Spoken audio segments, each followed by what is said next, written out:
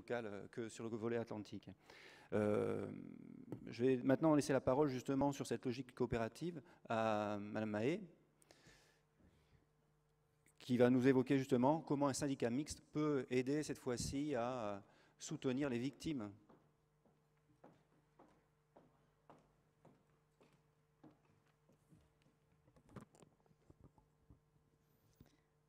Alors, je me réjouis des trois interventions qui précèdent, puisque ce que je vais vous dire en est la droite ligne, en fait.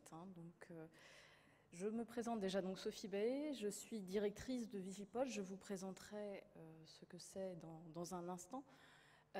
Juste pour me situer, je ne suis ni juriste ni économiste, contrairement aux personnes qu'on a entendues dans la table ronde précédente. Je suis, moi, géographe. Et je suis très attachée à la notion de territoire et de comment la décision peut être prise sur un territoire, comment ça fonctionne, en particulier quand une pollution survient sur nos côtes. Alors j'aime à dire en souriant que je suis arrivée à Vigipol en même temps que les boulettes du Prestige sur nos côtes, donc au printemps 2003.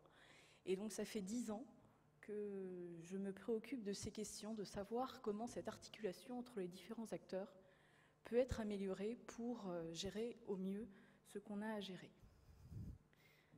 Est-ce que c'est moi qui fais... Oui, allez-y. Voilà. Donc, de façon très rapide, je commencerai par voir quelle a été la marée noire du Prestige sur la côte nord de la Bretagne. J'irai très rapidement puisque, contrairement à ce que vous avez connu sur le sud de la façade atlantique, pour une fois, on a été très très peu touchés. Mais vous verrez que pour nous, ça a quand même été un déclencheur important. Ensuite, je verrai le contexte favorable de ces 10 dernières années qui ont permis de vraiment améliorer la préparation à la gestion d'une pollution. Concrètement, ensuite, je verrai en quoi consistent les démarches infrapolmar qu'on a développées à Vigipol. Vous avez entendu que cette notion d'infrapolmar existe aussi dans d'autres régions, et c'est heureux que ce soit la même notion qui existe partout. Et je conclurai sur les perspectives pour l'avenir. Alors déjà, Vigipol, nous sommes un syndicat mixte, le syndicat mixte de protection du littoral breton. Nous avons été créés à la suite de la marée noire de l'Amoco-Cadiz en 1978, et ça résulte de toutes les collectivités, les communes littorales qui avaient été touchées par la marée noire et qui ont décidé à l'époque, ce qui était très novateur, de se fédérer pour ester en justice, donc à Chicago, ce qui était vraiment une grande aventure à l'époque. Pendant 20 ans, les 20 premières années, nous avons eu comme unique objet la conduite de ce procès contre la société Amoco à Chicago et ses conséquences. Et puis, à la fin des années 90, s'est posée la question de la pérennité de cette structure, puisque notre objet a été rendu caduc par la fin du procès, et est survenue la marée noire de l'ERICA alors que les élus réfléchissaient à l'opportunité de poursuivre. Donc l'ERICA nous a démontré qu'il y avait toujours un intérêt pour les collectivités locales d'agir ensemble, et nous avons, depuis le début des années 2000, élargi donc et nos missions et progressivement notre territoire. Donc aujourd'hui, nous rassemblons 109 communes littorales du littoral nord de la Bretagne, que vous voyez en grisé sur le haut de la carte, 3 conseils généraux, le Finistère, les Côtes-d'Armor et la Manche, et le conseil régional de Bretagne. Alors nos missions, on a beaucoup parlé dans la première partie de la matinée de la phase de réparation. Qu'est-ce qu'on peut faire en matière d'action en justice? Donc Vigipol s'est porté partie civile systématiquement et dans les marées noires et dans les rejets illicites depuis 2002. Mais aussi en matière de prévention. Donc la prévention consiste à savoir qu'est-ce qu'on peut faire pour éviter qu'un accident arrive. Donc il y a à la fois la phase de lobbying, essayer de faire progresser la réglementation, mais aussi analyser les risques pour savoir concrètement ce qui nous menace. Mais la partie dont je vais vous parler plus aujourd'hui, c'est à la fois la préparation. La préparation, c'est-à-dire qu'est-ce qu'on peut faire pour qu'au moment où la pollution arrive, ses conséquences soient le moins dommageables possible pour le territoire. Et donc la gestion de crise qui est liée, puisque la préparation se prépare à gérer la crise. Voilà. Donc sur notre côte, vous avez cette carte qui, donc en rouge, c'est l'itinéraire qu'a suivi le Prestige, et le gros trait noir, enfin plus ou moins gros, vous montre l'ampleur des arrivées de pétrole sur les côtes de la façade atlantique. Donc vous voyez que nous, en Bretagne, on a quelques pointillés. Ça s'est passé donc, plusieurs mois après le naufrage du Prestige. C'est à partir du début du mois de mai 2003 qu'on a commencé à voir arriver périodiquement des nappes, des boulettes, des galettes, de manière assez dispersée, mais récurrente sur plusieurs semaines. Donc vous aviez tous les jours besoin de mobiliser les personnels communaux ou intercommunaux dans certains cas pour gérer cette pollution. Et alors pour nous, ça a été une grande découverte parce que jusqu'à présent, on avait eu la chance, si je puis dire, entre guillemets, de n'avoir que des grosses marées noires. Et donc dans ce cas-là, il faut rappeler qu'en France, la gestion des pollutions à terre, en cas de pollution d'ampleur exceptionnelle, c'est le préfet de département qui va prendre la main et coordonner les opérations de nettoyage. Les maires vont alors se mettre à la disposition du préfet pour gérer au mieux la crise. Mais dans le cas d'une pollution de faible ou moyenne ampleur, la responsabilité de la direction des opérations de secours va relever du maire. Et donc là, on était dans ce cas-là. On n'a pas eu sur nos départements du Finistère, des Côtes-d'Armor ou de l'Ille-et-Vilaine déclenchement du plan Paul Marter. Et les élus ont été complètement désemparés. Ils ne comprenaient pas pourquoi l'État ne faisait rien, en apparence, et pourquoi c'était à eux de devoir faire quelque chose. Donc ça a été notre première mission de leur expliquer, non, ce n'est pas l'État qui se désengage, on ne va pas commencer la guerre tout de suite, mais on va essayer de voir ensemble ce qu'on peut faire. Oui, la réglementation dit que c'est votre responsabilité, mais jusqu'à présent, le cas ne s'était pas produit. Donc essayons de travailler de manière constructive avec l'État pour voir ce qu'on peut faire. Donc l'État a quand même aidé les communes, coordonné un petit peu les opérations sans prendre la main, et il y a eu l'accès au fonds Polmar aussi. Et donc cet épisode a été vraiment un révélateur pour nous pour voir qu'il manquait un outil. Effectivement, qu'est-ce qu'on fait quand des pollutions de ce type se produisent? Alors, dans les mois qui ont suivi, à partir de là, on a eu la concomitance de plusieurs événements qui ont permis pour nous d'élaborer. C'est devenu notre mission principale à Vigipol aujourd'hui de préparer les collectivités et de répondre à ce besoin qui avait été mis en lumière au moment du Prestige. Alors en août 2004, il y a eu la loi de modernisation de la sécurité civile, donc qui régit la gestion de crise en France, on va dire, avec deux mesures. Je passerai très rapidement parce qu'on pourrait en parler beaucoup de cette loi et de ses conséquences. Deux mesures qui nous intéressent, c'est la refonte de la planification d'urgence autour du dispositif Orsec. Donc on a l'habitude de parler de plan Paul Marmer et de plan Paul Marter. Aujourd'hui, à proprement parler, ça n'existe plus. On a un dispositif Orsec maritime pour la gestion en mer, un dispositif Orsec pour la gestion terrestre, et puis des mentions spécifiques, dont le Polmar fait partie. Mais concrètement, ça ne change pas grand-chose, sauf qu'on a pu, entre autres, cette notion de déclenchement du plan, mais une montée en puissance progressive. Et puis, autre mention qui est très importante, c'était la création des plans communaux de sauvegarde. Donc c'était pour la première fois l'idée de dire les communes ont un rôle à gérer pour une pollution maritime, mais aussi pour une inondation, pour un accident de la route majeur, pour tout un tas de choses où la commune est impliquée.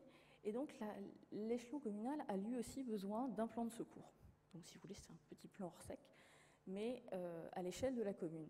Et ça a été vraiment un outil intéressant, et on s'est dit que nous, depuis le Prestige, on commençait à réfléchir à qu'est-ce qu'on pourrait faire, quel type de plan on pourrait mettre en place pour ça. Et on s'est dit, ce qu'on veut faire, c'est exactement dans cette logique des plans communaux de sauvegarde, et ça serait bien de faire converger les deux systèmes. Donc on s'est aussi beaucoup intéressé à ce qui pouvait se faire dans d'autres régions. Donc il y avait le CED qui travaillait sur le pays de Quimperlé, dans le Finistère. Il y avait aussi donc, les initiatives en Méditerranée. Donc on a regardé et on s'est dit c'est important d'adapter ça vraiment au contexte breton. Je reviendrai tout à l'heure en conclusion sur la nécessité qu'on a, je pense, de travailler au niveau national pour toutes les collectivités. On a des richesses à mettre en valeur, des expériences à partager, mais aussi chaque région a sa spécificité. Si je vous parle d'une commune bretonne de 200 habitants, vous allez comprendre tout de suite qu'elle n'a pas les mêmes moyens pour répondre à une pollution qu'une ville comme Cannes ou comme Saint-Tropez. Et donc il va falloir conditionner la réponse, conditionner aussi ce qu'on demande et les mécanismes de la solidarité qui vont pouvoir se mettre en place. Je me suis intéressée à ce moment-là à une expérience, la manière dont la communauté de communes du Pays Léonard, dans le Finistère, avait géré ces boulettes, ces arrivages sporadiques de boulettes du Prestige. Ils avaient eu la bonne idée, sans concertation préalable, sans y avoir réfléchi, de gérer la pollution à l'échelle intercommunale. C'est-à-dire qu'il commençait à y avoir la commune de Saint-Paul-de-Léon, la commune de Roscoff, qui faisaient des choses un petit peu contradictoires. Et ils se sont dit, avant que ça tourne mal, ce serait peut-être bien qu'on se mette autour d'une table et qu'on essaye de réfléchir pour agir de manière cohérente. Et donc, dans notre réflexion sur l'infrapolmar, on s'est dit, c'est exactement ça, l'échelon intercommunal est l'échelon le plus adapté pour gérer une pollution de ce type. Puisque, surtout quand on est toute petite commune, on peut avoir, dans une intercommunauté, souvent au moins il y a une grosse commune qui peut prêter du matériel ou du personnel. Voilà. Et puis on a eu une autre petite pollution. En janvier 2007, on a eu l'avarie du porte-conteneur MSC-Napoli. Donc là aussi, ça a été une petite alerte qui n'a pas été très grave, mais qui a été très importante pour nous. C'est un porte-conteneur qui a été en avarie au nord des côtes bretonnes, qui a été remorqué, et donc qui a échoué sur les côtes du Devon. Alors vous en avez sûrement entendu parler. Ce sont les mythiques motos BMW qui ont donné lieu à des scènes de pillage. Alors, il y a eu très peu de motos en fait, mais il y avait des produits de beauté assez intéressants apparemment. Et donc là, on s'est retrouvés, donc c'était le même territoire touché que pour la pollution du Prestige, et on s'est retrouvés vraiment, alors nous on essayait de sensibiliser les élus, de sensibiliser les personnels des communes, parce que ça prend du temps, c'est vraiment un travail d'information, on avait toujours en arrière-plan cette idée de c'est l'État qui se désengage, non, non, non, non. Donc l'expérience de Napoli a vraiment fini de convaincre nos élus qu'ils avaient quelque chose à faire. Voilà, donc ceci. C'est le bateau. Voilà, donc je vais accélérer un petit peu.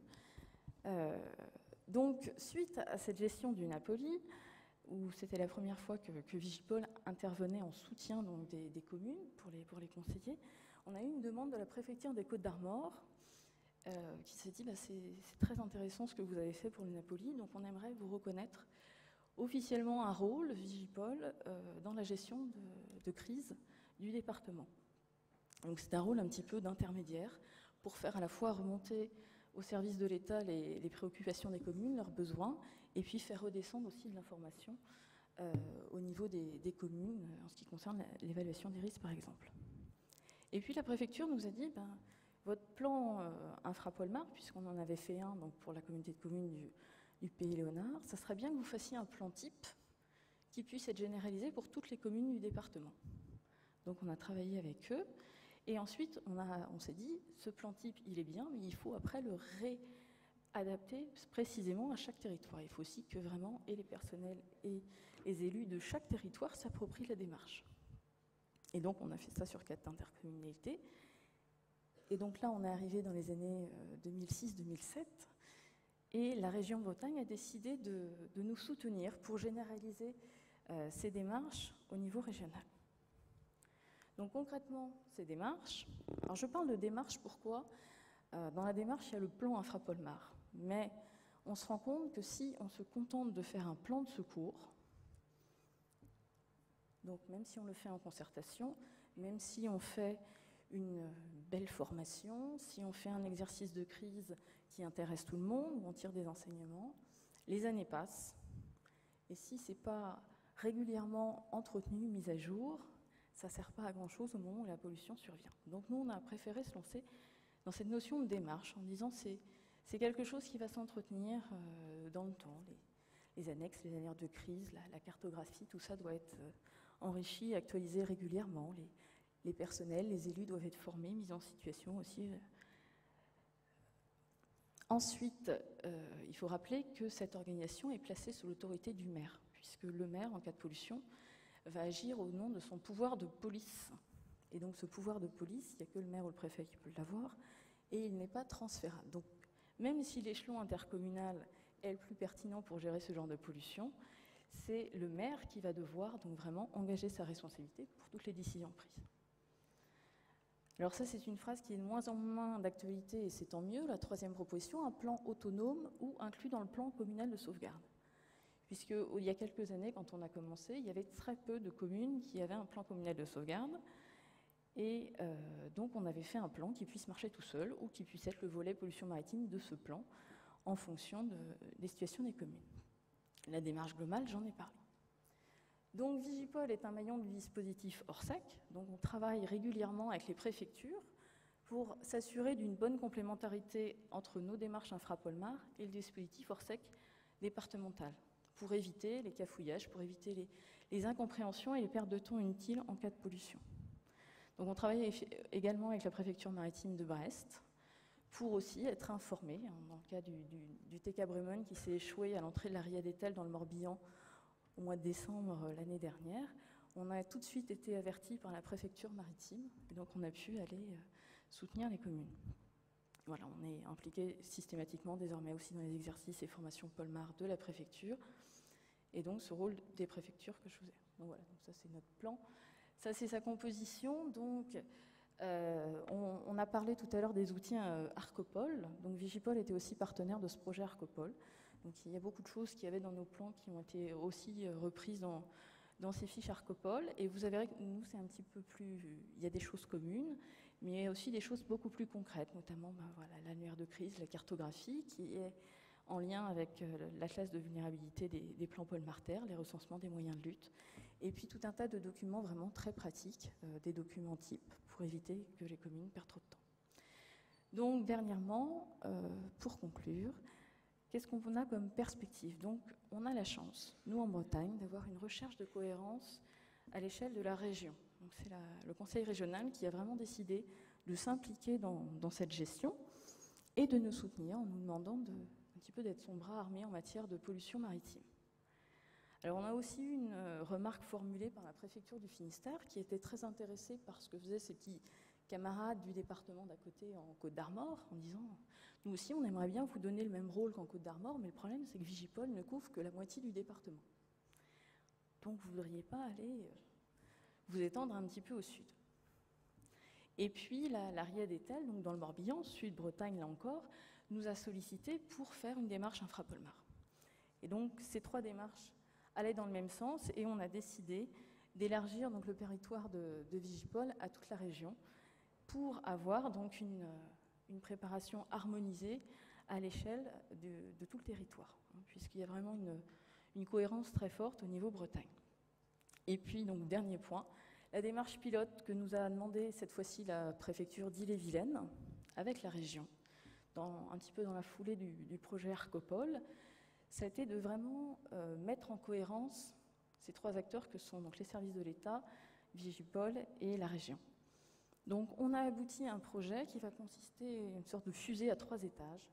Le premier étage va être la rédaction par Vigipol d'une fiche pollution maritime type qui va pouvoir être intégrée immédiatement dans tous les plans communaux de sauvegarde. Donc il va constituer un petit peu la réponse minimum qu'a besoin d'avoir un maire pour gérer une pollution sur sa commune. La deuxième étape va être constituée par la diffusion de tous les outils Arcopol, donc cette phase de sensibilisation, de formation dont a parlé le vice-président de la région Aquitaine. Et puis la troisième étape, ça va être de généraliser donc nos démarches infra-Polmar, de faire ce plan infra-Polmar à la fois avec le soutien de la région et les services de l'État. Donc pour nous, c'est très intéressant puisque ça permet d'améliorer et vraiment d'assurer la complémentarité des dispositifs Orsec-Polmar et infra-Polmar. Et ma conclusion, c'est cette carte. Donc je vous ai dit qu'on avait un rôle aussi dans l'analyse des risques, puisque c'est important de savoir quels sont les risques qui nous menacent pour pouvoir se préparer en conséquence. Et donc on a étudié tous les naufrages, pollutions et accidents majeurs qui sont survenus depuis les années 60 au large de nos côtes. Donc tous ces petits points bleus, rassurez-vous, ce n'est pas que des pollutions. Là, vous avez 350 points. Mais vous avez quand même 120 déversements, soit d'hydrocarbures, soit de substances chimiques, soit de conteneurs, de bois, enfin, différentes choses. Et on voit qu'on a des zones plus ou moins denses, donc autour du DST du Pas-de-Calais, autour du DST des Casquets, et puis la pointe bretonne aussi. Mais ça nous montre que le risque, il est présent. On arrive là, donc je vous ai dit, à 350 événements en 50 ans, ce qui fait une moyenne de 7 par an. Alors fort heureusement, toute la pollution n'arrive pas à la côte. Tous ces événements n'ont pas occasionné de pollution non plus, mais potentiellement ils pourraient. Donc c'est une question qui demeure très très actuelle pour demain, Et depuis ce matin, on parle que de marée noire. On a parlé aussi de dégazage, mais on reste tout ça dans l'hydrocarbure. Et je pense que c'est très important de se rappeler que les pollutions aujourd'hui et les pollutions certainement de demain sont à la fois des petites pollutions, même si on n'est pas à l'abri d'une grande marée noire, mais c'est aussi le risque chimique, qui est sans doute beaucoup plus dangereux que l'hydrocarbure, qui a des effets très néfastes, on ne le conteste pas, puisqu'avec les produits chimiques, on arrive à des risques pour la santé des populations. Et si vous avez un bateau qui en a avarie et qui doit être mis à proximité des côtes, à proximité des côtes, vous avez là soit un risque, dans certains cas, d'explosion ou de dégagement toxique. Et donc là, on est dans une logique tout autre. On rentre dans une logique de risque industriel, comme à proximité des établissements Seveso. Et si vous habitez dans la banlieue de Rouen, vous savez, la population a été sensibilisée à comment réagir si on leur demande de se confiner. Mais si vous allez dans une toute petite commune du fond du Finistère, même s'ils entendent à la radio dégagement d'un nuage toxique, veuillez vous confiner, ils seront, je pense, bien démunis. Donc à Vigipol, aujourd'hui, c'est notre nouveau champ d'action principal, c'est celui qui me tient particulièrement à cœur, au-delà de la génération de ces plans infrapolmar. C'est vraiment de sensibiliser aux risques chimiques, aux risques pour les populations. Et merci. Alors, je vous remercie. Effectivement, ce qui ressort une fois de plus, c'est que les collectivités territoriales ne peuvent que s'associer et trouver des solutions concertées dans un schéma assez paradoxal que c'est de l'autorité de l'État qu'il s'agit quand on parle de sécurité. Et que vous l'avez très bien évoqué dans le cas c'est le maire qui conduit une coopération intercommunale à un moment donné si un incident vient intervenir sur son territoire. C'est quand même un schéma assez paradoxal, mais qui relève aussi des compétences attribuées à chacun des niveaux de gouvernement. Alors, avant de faire la transition avec l'Espagne, je dois vous dire qu'il y a plusieurs centaines de personnes qui se sont connectées sur le site, et en particulier http://prestige10th.com, et plusieurs milliers de tweets. C'est vrai, c'est ça? Donc, c'est-à-dire qu'on est suivi, pas uniquement au sein de cette assemblée, mais dans cette assemblée plus virtuelle qu'offre Internet. C'est, d'une certaine manière, assez intéressant de voir que ça mobilise. Bon. Ceci dit, et je ne parle pas du virtuel,